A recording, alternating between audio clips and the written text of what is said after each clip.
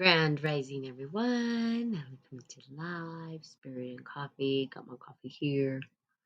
So good. Yum, yum, yum. Okay, so let's get started. Um, Remember, we're talking about the doctrine of correspondence and what that means. And so we've been getting into the one thing and how to mold and shape the one thing. Okay. Good morning.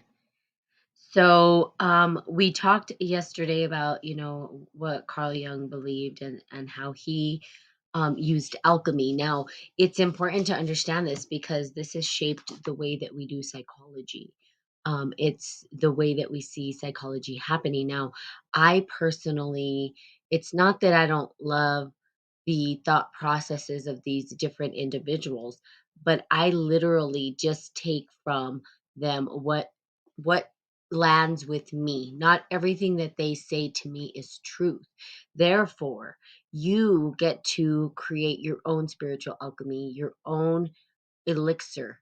And that is going to be different for everybody. This is why people can't find the philosopher's stone, right? Because they've been looking and looking and looking and trying to understand what the Holy Grail is and where it's at. Well, you are the Holy Grail and you hold the Philosopher's Stone, but your elixir is different, right? The way that you utilize your body to tap into that sacred wisdom that you have within you is going to be different than me. It's not going to be the same process. Now, people give their processes and you can follow their process, but it may not work, right? Because maybe maybe you were raised differently. Everybody's mind and the way they interact with life is different. And because of that, good morning, Kumar, how are you? And because of that, we literally are not the same. Everybody is not the same when it comes to how do we find our own philosopher's stone? How do we tap into that? How do we find who we are and start to work with the divine energy? It's different for everyone, not the same. So, and people struggle with this, right? Now, with Carl Jung, he and Sigmund Freud have shaped the way psychology happened, especially when it comes to the active imagination. We even use their terminologies. And they continue to be talked about. Now, I have a little rant and rave about that, and I go on because everybody wants to be a Jungian analysis. I don't want to analyze Carl Jung. I want to analyze myself. And I try to get people to realize that. Now we can use his terminology to kind of describe and explain. I think he has some pretty good terms that he came up with and that he created to help us to begin to understand the journey. But it was his own alchemy that he applied to life. It was his own process that he applied to life. That doesn't mean that we have to take that process. We can look at the process and then we can reshape the process so that it works for us. Okay. So, on all levels of reality, physical, mental, and spiritual, everything is made up of a unique combination of the four elements, and everything in the universe is striving for complete and balanced expression of these elements as imposed by the image making capacity, the thoughts or the words of the one mind. Perhaps the simplest way to understand this is to look within ourselves and observe the four elements there. That's what I just said. We get to look at the four elements within us. We get to look at the what's happening internally with us. Sometimes people are more fire than water. Sometimes people are more water than fire. So the elixir and the way that we stir that potion within us is going to be different for everybody. Now, again, Carl Jung came up with a process. Um, the allergies again came up with a process, but we don't necessarily have to be the person who continues that process, right? Or we can look at the process and we can shape it and mold it what makes sense for us. Okay, so the reality, okay, we got that. Socrates' dictum, know thyself, is really just another rendering of the doctrine of correspondence. And the idea that we could know the universe by knowing ourselves become a powerful tool of alchemists who in truth were the founders not only of chemistry, but the systematic psychology. There it is right there. So everything that I've been talking about, it's what I said. Chemistry came from spiritual alchemy. We started with spiritual alchemy and then came chemistry. So spiritual alchemy is the way to walk life.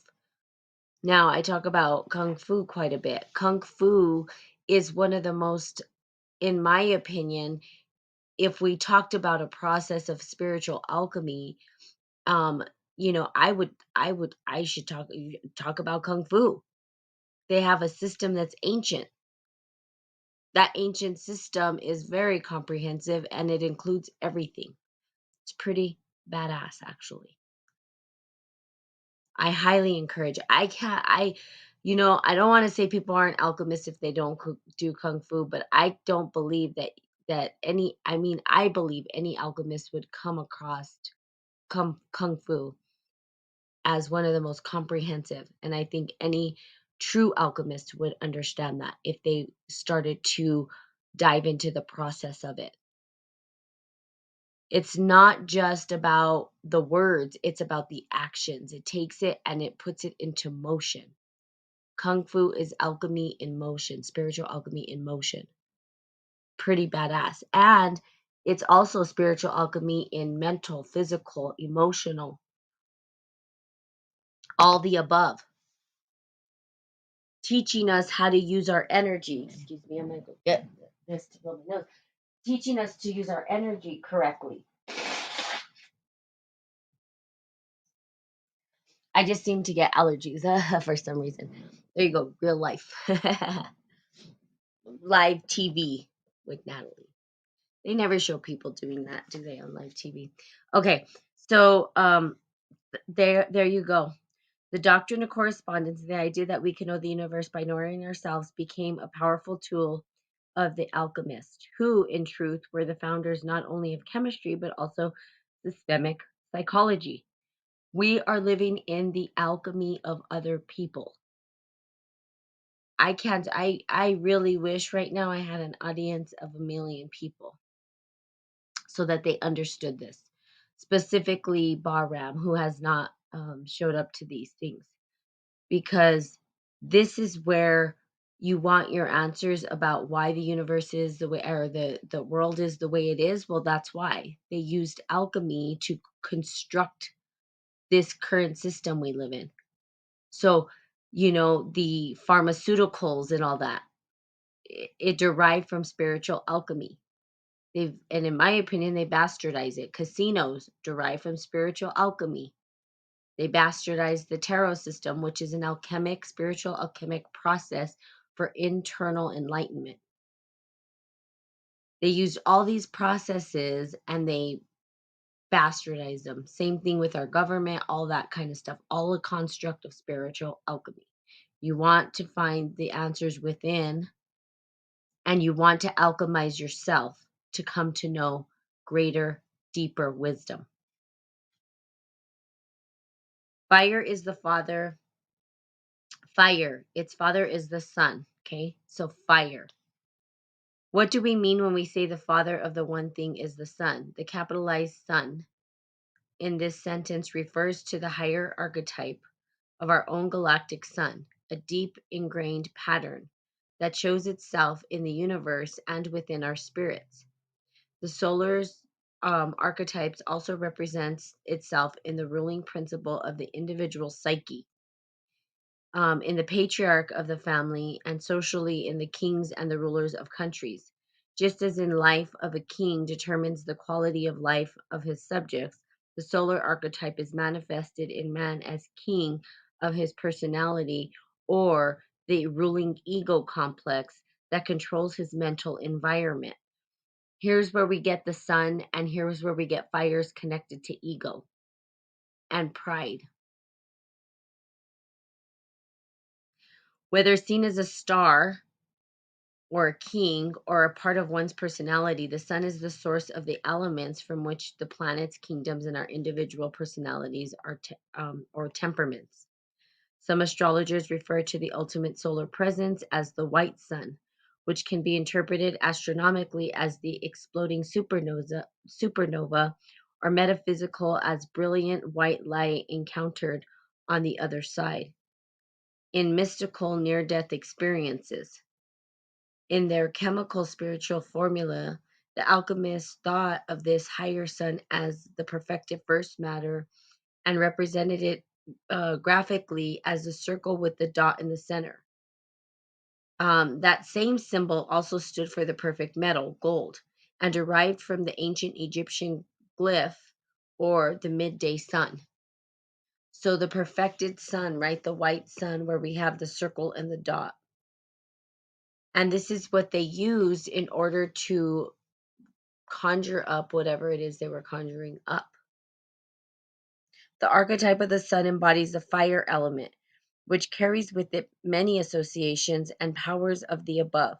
Fire is always seen as an active force, characteristics of the masculine spirit, as opposed to the element of water, which corresponds to the feminine soul.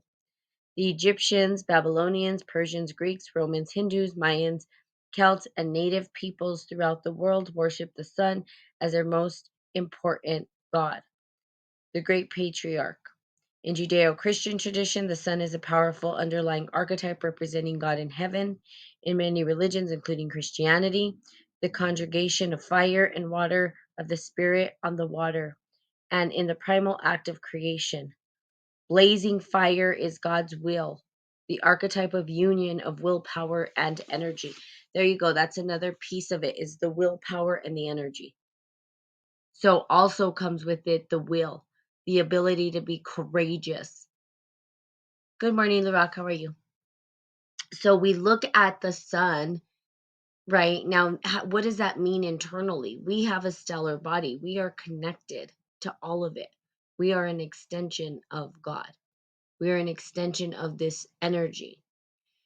Now we have something like the active imagination, and we're talking about the fire first because fire was what they think is the first matter. Now the one thing being the chaos. So we start to see that there's this duality sort of shaping or taking place. And in this world, we experience the duality. We're constantly trying to find the ebb and flow of life. We wouldn't need to find the ebb and flow if it wasn't a duality system, the system that we live within. Now, you could, and there are cultures that lived outside of that duality, that everything was interconnected. We no longer, because of our culture and the way that things have become, we now see things as a duality. We started to objectify stuff and see it as separate. And now we're trying to return back to that oneness where there was no separation. But we weren't raised that way. We weren't raised to see the world that way. We were raised, that's why science is such a big thing. People that are very, very into science see the world as an objective world.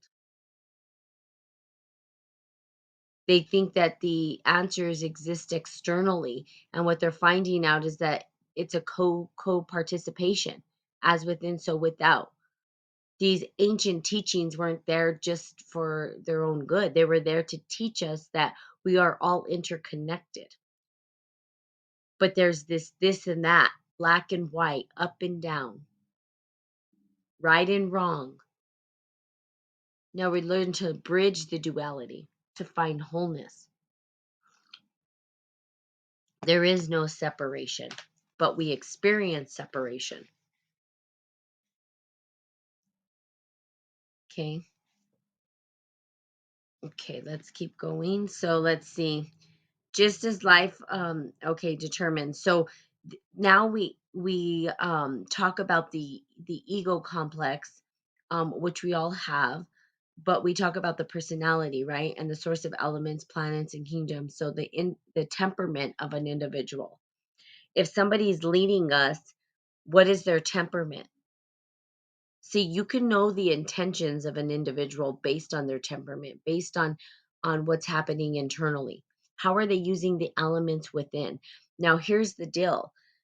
No president, and I'm talking about in the United States, can be president without going through these initiations.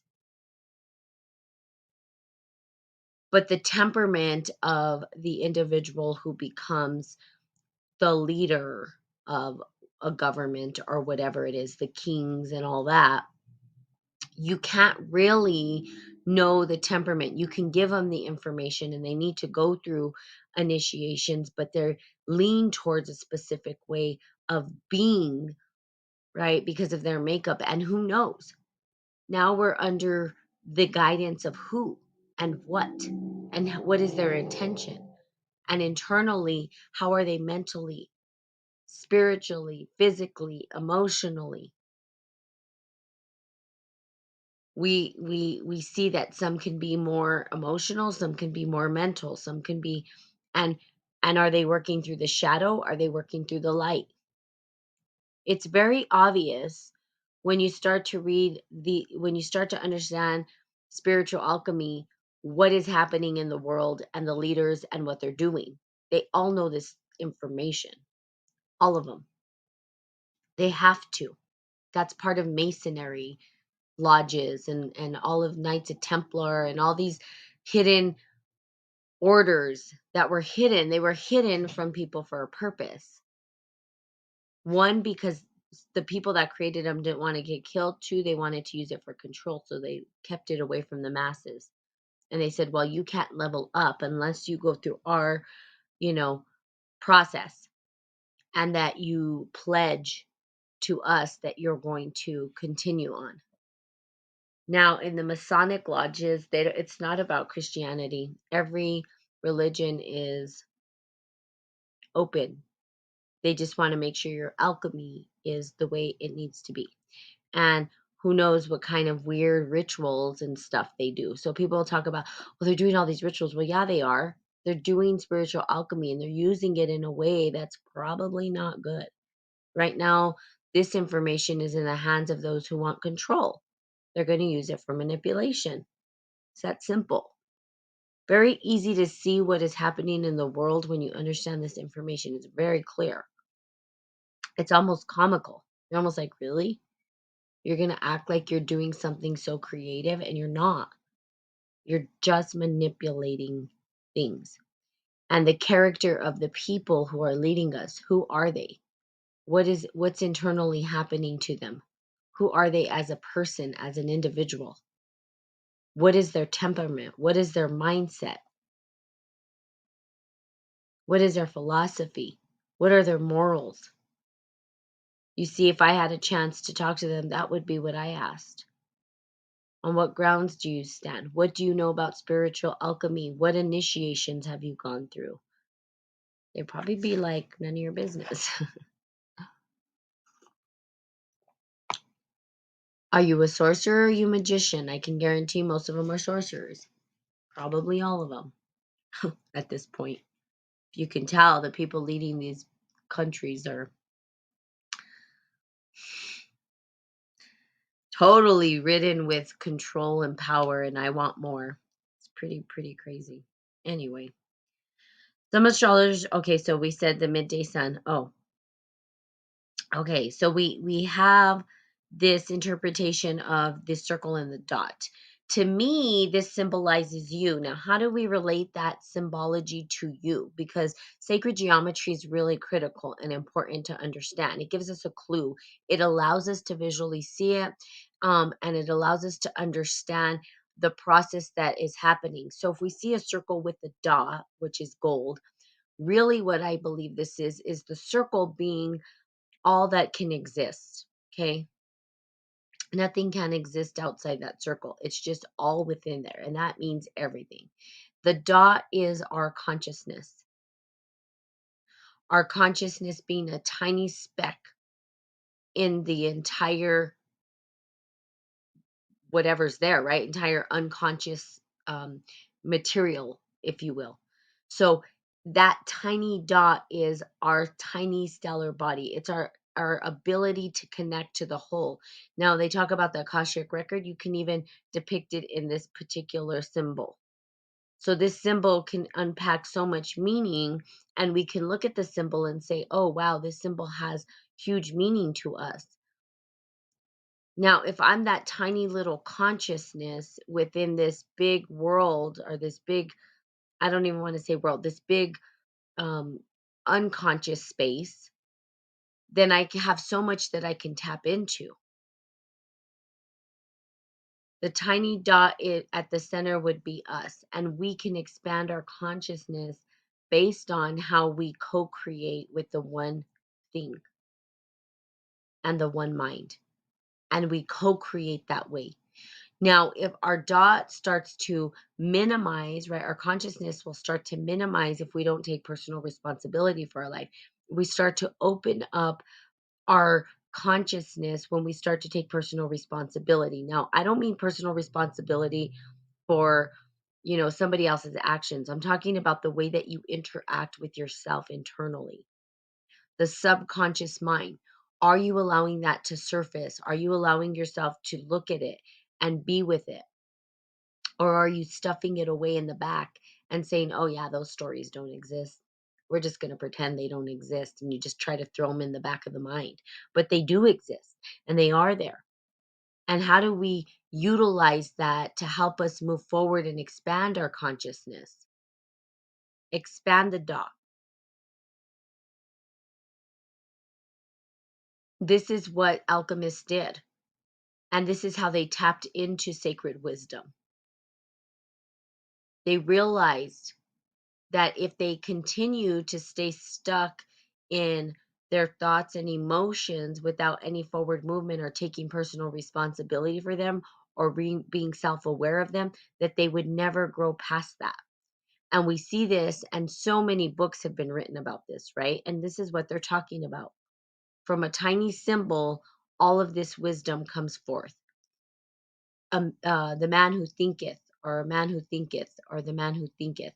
Can't remember the name. I think that's the name of the book. And then where they talk about our thoughts. I mean, it's a really good book, but it's how our thoughts shape the world. This is nothing new. You guys understand this. Everybody's heard it. There's memes about it, right? As you think, so you are. The thoughts and the emotions that go through our head, and then we're thinking, yeah, okay, we get it, now what? Now I'm thinking positive but nothing positive's happening. Well, it's because you're missing a piece, and the piece is that you have to understand your subconscious mind, the shit that you hid away, that you acted like didn't exist, and those are uncomfortable things. And then we go through what's called the dark night of the soul, and what we understand about the unconscious is that it is the darkness, and that we have to travel there. We have to go through the dark to get to the light. It's almost like we go through the dark to come out the other end. It's almost like we're going through a black hole so that we can reshape consciousness, right? If we go through a black hole and end up on a whole nother galaxy, it's a whole new experience. We're expanding, and now we have access to different galaxies or different dimensions or whatever you want to call it. But this depiction allows us to understand that we can travel between dimensions, and you can in your mind. But if you keep it hidden in the subconscious mind and you don't deal with it, it starts to run your life like clockwork, right? That's where we're trapped in time, because like clockwork, those patterns will repeat themselves without you having to do anything. It just is naturally there because the energy is within you, and you're not trying to transmute it, change it, or reshape it.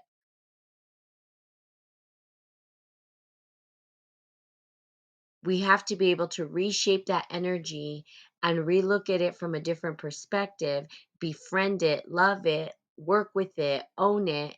And that way we can start to move forward and expand our consciousness within the unconscious. We start to be able to tap into the unconscious. That's what they did as alchemists. The information that they were gathering from the unconscious mind is available to everybody. Nobody's teaching people how to do it. I don't know that they're truly teaching people. I think they give people part of the story and they keep half of the story away. Anything that's here's me, anything that's in popular media, I don't pay attention to it. You know why? It wouldn't be popular. If they're giving you all the information, they're not going to let that happen. They'll cut people off who are giving the real information that's going to help people to expand their consciousness, to remind them of who they are, to reclaim their power. They have misdirects in there. That's what I call it, misdirects. And when I listen to them, I'm like, no, they're misdirecting people. When you understand spiritual alchemy and you understand your own alchemy, yours, not mine, not Carl Jung's, not Sigmund Freud, not all these people who have shaped the world, but yours. When you understand you, all of the great sages and prophets and whatever you want to say the same thing. Know thyself. For then you will know the kingdom of heaven. Then you will know the kingdom. You have to know yourself in order to know the kingdom, not somebody else's process. Even Jesus Christ said, your answers are within, but it's a crazy, chaotic space there. So how do we deal with it? Okay, so there you have it. I have to go because I have an appointment. So I love you guys. Have the best Wednesday ever. And of course, I will be seeing you all tomorrow. Bye-bye.